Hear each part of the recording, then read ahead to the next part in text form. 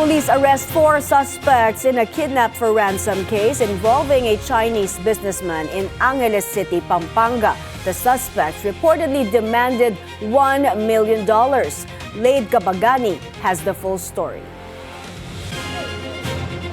A 37-year-old Chinese businessman vacationing in the Philippines was abducted by 6 armed and masked men along Friendship Highway in Angeles City, Pampanga on August 2.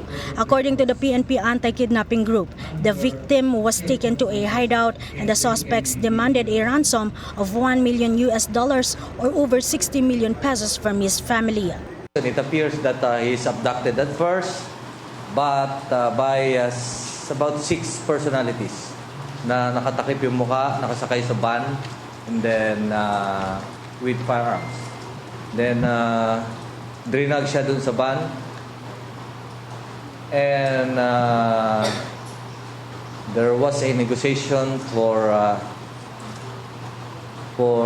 ransom in the amount of $1 million. Okay, so it's a kidnapping for ransom.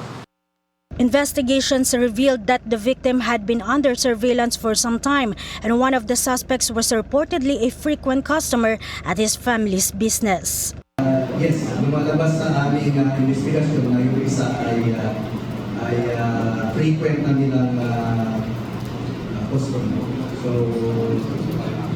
one among the suspects might be doing the surveillance prior to the conduct of the The kidnapping for ransom plan failed when the victim managed to escape on the night of August 4 by jumping out a window while the suspects were asleep and intoxicated.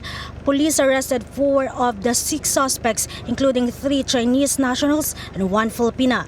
Police are continuing to pursue the 2 remaining suspects at large. Those arrested face charges of kidnapping for ransom and serious illegal detention.